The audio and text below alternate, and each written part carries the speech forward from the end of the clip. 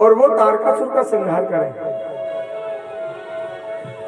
लेकिन भगवान शंकर ने कहा, हे देवताओं, तुम लोगों को ज्ञात नहीं है कि ये जगत जननी है और ये मन से संतान प्रकट कर सकती है, गर्भ धारण नहीं हो सकता। लेकिन देवताओं ने हाथ जोड़ करके कहा, महाराज हमने तो शादी इसलिए करवाई थी कि आपके अंश से कोई पुत्र होगा वो तारकासुर को मारेगा। उसी समय नारद जी महाराज वहां प्रकट हो गए। नारद जी जैसे ही प्रकट हुए तो माता पार्वती ने नारद जी से कहा कि ये भगवान शंकर क्या कह रहे हैं, क्या मेरे कोई संतान नहीं होगी? 1000 वर्ष हो गए, मेरे कोई संतान नहीं है, मैं मां कब बनूंगी? नारद जी ने पार्वती जी से कहा, बोले तुम तो मां नहीं बनी, लेकिन भगवान शंकर तो पिता बन चुके हैं। पार्वती ने सोचा, मैं मां नहीं बनी, फिर भगवान शंकर पिता कैसे बन गए? भाई जब मेरे से कोई संतान उत्पन्न नहीं हुई तो ये पिता कैसे बन गए?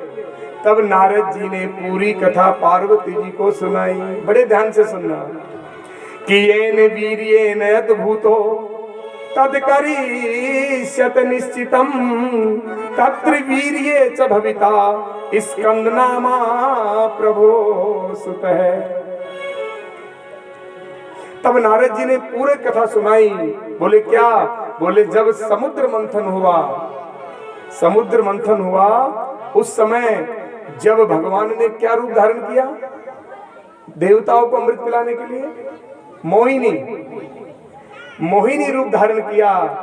उस मोहिनी रूप को देख करके देवता दैत्य सब मोहित हो गए, पर उस रूप को भगवान शंकर नहीं देख पाए।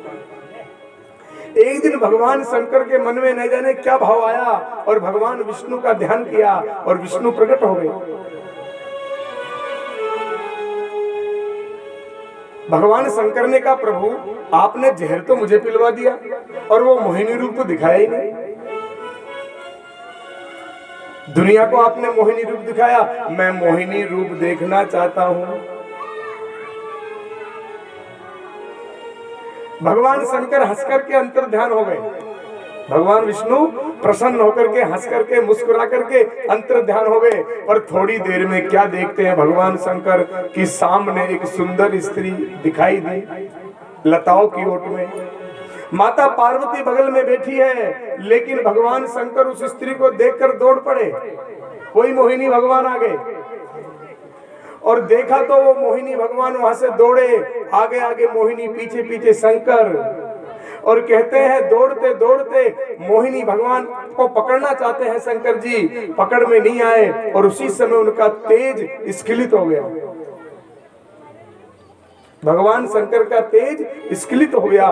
बोले येन वीर्ये मतद भूर्यो तद करिष्यति निश्चितम तत्र वीर्ये च भविता।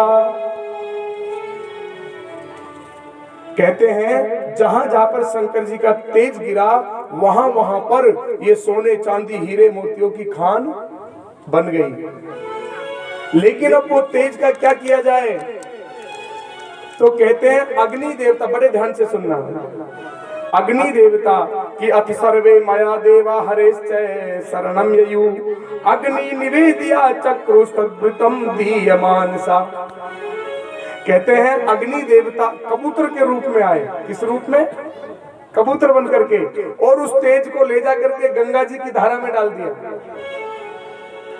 उस तेज को ले जाकर जैसे गंगा जी की धारा में मुख के द्वारा ले जाके डाला, कहते हैं गंगा जी की तरंगों में उस तेज से एक बालक उत्पन्न हो गया। उस गंगा के किनारे बहुत सारे सरखंडे खड़े थे कि देव कार्यम करो भिक्षो रक्ष देवान महेश्वर जही दैत्यान कृपा कृत्वा तारकादीन महाप्रभु। ले जा करके जैसे ही वो बालक उत्पन्न हुआ तो उन सरखंडों में जो गंगा के किनारे थे वहां सप्त कृतिका जो माताएं हैं ये वहां पर स्नान ध्यान तपस्या कर रही है। सप्त कृतिका माताएं, इन्होंने जैसे ही उस बालक को देखा रोते हुए तो सबका मन हुआ कितना सुंदर बालक है, चलो मैं इनको स्तनपान करा दूं, ये मेरा बालक है, मैं गोद में खिला लूं। तो 6 माताएं आपस में झगड़ा करने लगी। कृतिका 6 प्रकार की जो कृतिका माता है ना, 6 झगड़ा करने लगी। उसी समय उस बालक ने कहा, हे माताओं, आप लड़ो झगड़ो मत, मैं आप 6 माताओं का स्तनपान करूंगा। और उस बालक के 6 मुख प्रकट हो गए। कितने मुख? 6 मुख। और उन 6 माताओं का स्तनपान किया। नारद जी कहते हैं, उस बालक ने कहा, हे माताओं, मैं आप 6 माताओं के पास 6 महीना रहूंगा। कितने कितने? तो कितने वर्ष हो गए? 3 वर्ष हो गए। और आज जब नारद जी पार्वती को कथा सुना रहे हैं तो 3 वर्ष पूरे होने वाले हैं। जैसे ही नारद जी ने पार्वती को सुनाया कि इस प्रकार से अग्निदेव के कबूतर बनकर वह तेज डाला, गंगा में पुत्र उत्पन्न हुआ, 6 कृतिका उनका पालन कर रही है, तो शंकर जी तो पिता बन गए, लेकिन तुम माता नहीं बन सकती, उसी को पुत्र मानो। तो नाराज हो गई पार्वती जी। अरे कोई भी स्त्री हो, अगर किसी भी स्त्री का पति किसी दूसरी स्त्री के द्वारा संतान उत्पन्न करे तो कौन सी स्त्री है जो प्रसन्न होगी? होगी क्या? सब रुष्ट होगी। तो माता पार्वती रुष्ट हो गई। लेकिन भगवान शंकर ने समझाया, हे देवी, तुम जगत जननी हो, तुम गर्भ धारण नहीं कर सकती, और ये गंगा जिससे संतान उत्पन्न हुई है ये साधारण नहीं है, ये भी मेरी मानसिक पत्नी है। आज बता रहे शंकर जी। बोले ये कैसे? बोले जिस प्रकार तुमने मेरी तपस्या की उस प्रकार से गंगा ने भी मेरी बहुत बड़ी तपस्या की। गंगा भी मुझे पति बनाना चाहती थी, लेकिन गंगा जी की तपस्या बहुत होने के बाद भी मैं उनको पति रूप में नहीं मिली। और जब भगवान ने वामन रूप धारण किया, उनके पैर के द्वारा जब गंगा निकली तो ब्रह्मा जी ने अपने कमंडल में ले लिया। लेकिन गंगा के मन में ये बात हमेशा थी कि मैं भगवान शंकर को पति बनाऊं, लेकिन नहीं बना पाई। और जिस समय भागीरथ जी ने तपस्या की और भागीरथ जी गंगा को लाने में सक्षम हो गए, और जब गंगा जी ने कहा कि मुझे कोई मेरे वेग को रोकने वाला ढूंढो, तो भगवान शंकर के पास ही पहुंच गए। और आप लोगों ने कथा सुनी होगी भागवत में कि जैसे ही मां भगवती गंगा आई और शंकर जी की जटाओं में समा गई। अब गंगा जी जटाओं में घूम रही है, निकल नहीं रही है, घूम रही है। शंकर जी ने कहा, भाई निकलो, भागीरथ जी खड़े हैं। उस समय गंगा ने कहा, प्रभु मैं बहुत दिनों से आपकी प्रतीक्षा में थी, अब मैं आपको छोड़ के नहीं जा सकती,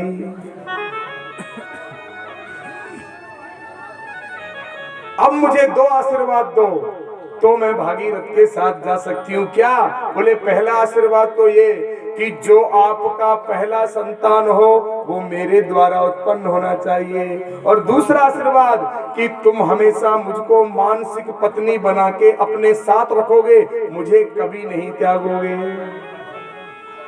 ये दोनों आशीर्वाद जब भगवान शंकर ने तथास्तु कहा, तब मां भगवती गंगा 7 धाराओं में निकल पड़ी,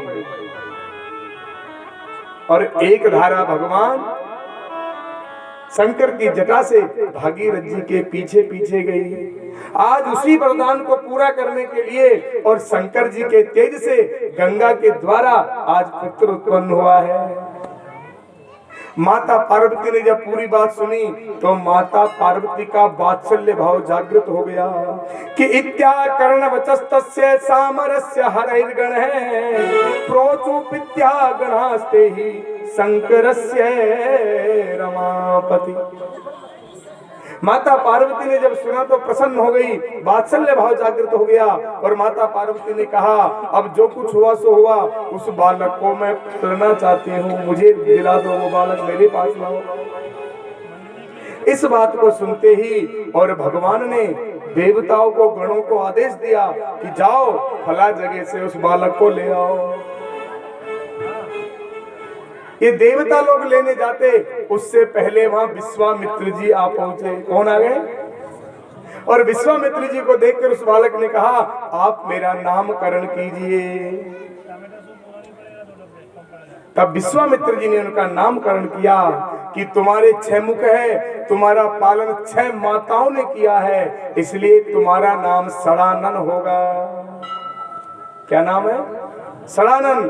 तुम्हारा जन्म कार्तिक के महीने में कृतिकाओं के द्वारा तुम्हारा पालन किया गया है, इसलिए तुम्हारा एक नाम कार्तिक होगा। उसी समय सड़ानन जी ने एक वरदान दिया कि कार्तिक के महीने में जो भी पूरा महीना गंगा स्नान करेगा, उसको निश्चित ही वैकुंठ की प्राप्ति होगी। और उसी दिन से कार्तिक के महीने के स्नान का फल बढ़ गया। ये कार्तिक महीना इसीलिए स्नान किया जाता है। अब तो देवता और गण लेकर माता पार्वती के पास आ गए और माता पार्वती का वात्सल्य भाव प्रकट हो गया और माता पार्वती ने स्कंद का पालन पोषण किया। पर देवता तो इस प्रतीक्षा में बैठे हैं कि कभी ये युद्ध के लिए तैयार हो, क्योंकि तारकासुर को मारना है। उसी समय जब देवता आए तो अग्नि देवता भी वहां पहुंचे। अब भगवान के तेज को कौन ले गया है? गंगा में किसने डाला? अरे अभी मैंने बताया ना, अग्नि देवता ने कबूतर बन के डाला। इसलिए पार्वती ने अग्नि देवता को श्राप दे दिया कि आप, तुमको ये भी ज्ञान नहीं है मुख में क्या रखना चाहिए नहीं रखना चाहिए। जाओ, मैं श्राप देती हूँ, तुम भक्ष अभक्ष का ज्ञान न करके सब कुछ तुम्हारे अंदर जलाया जाएगा, अच्छी बुरी सब चीजें जलेगी। और देवांगनाओं को श्राप दिया, तुम लोगों ने मेरे साथ धोखा किया है, मैं श्राप देती हूँ कि आज के बाद कोई भी देवांगनाएं गर्भवती नहीं हो सकती। इसलिए देव पत्नियां गर्भवती नहीं होती है, वो सब मन से संतान प्रकट होती है।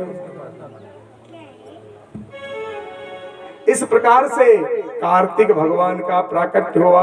बोलिए कार्तिक भगवान की जय। बड़े सुंदर तरीके से और कार्तिक भगवान का यहाँ पर पालन पोषण हो रहा है। लेकिन जब धीरे धीरे कार्तिक भगवान बड़े हुए, जब वो थोड़े युवा अवस्था में आए, तो देवता एक दिन सभी आए और कार्तिक भगवान का अभिषेक किया।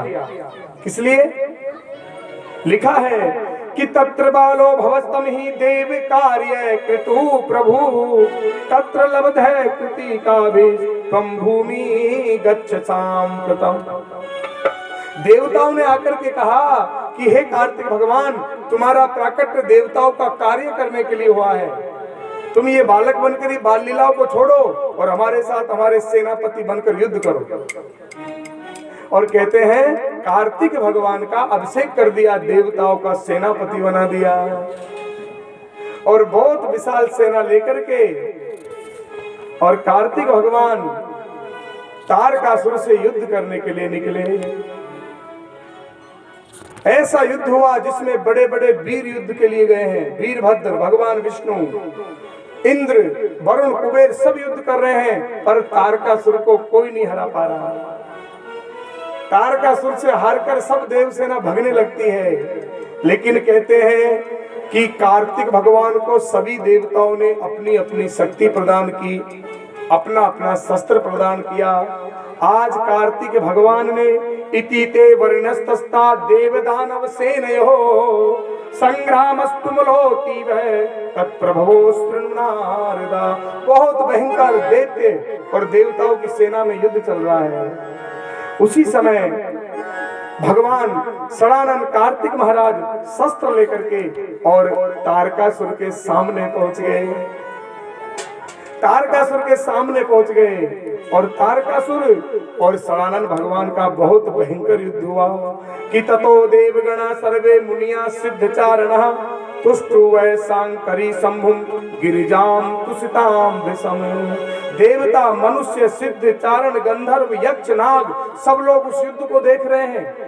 उस युद्ध को देख देख करके सब लोग मोहित हो रहे हैं कि ये कैसा युद्ध हो रहा है, तारकासुर जीतेगा या षडानंद जीतेगा, कुछ समझ में नहीं आ रहा, बहुत भयंकर युद्ध। लेकिन कहते हैं सबके देखते देखते कुमार स्कंद देवेश तारकासुर नाशक है। क्या लिखा है? बोले कुमार स्कंद देवेश तारकासुर नाशक है, पाहि माम शरणापन्नम बाणासुर निपीड़ितम। कहते हैं सबके देखते देखते स्कंद भगवान ने तारकासुर का नाश कर दिया, खत्म कर दिया, वध कर दिया। और जैसे ही षडानंद भगवान स्कंद ने तारकासुर का वध किया, देवता पुष्पों की बरसात करने लगे और षडानंद भगवान की जय जयकार करने लगे। अब तो सभी देवता, सभी गण और कार्तिक भगवान को लेकर के और कैलाश पर्वत पर आ जाते हैं। और कैलाश पर्वत पे आकर के और बड़ा सुंदर कार्तिक भगवान का स्वागत होता है। सभी लोग बड़े आनंद के साथ में और कार्तिक भगवान का सम्मान करते हैं। कार्तिक भगवान को सभी लोग बड़े सुंदर कि हे शिव नंदन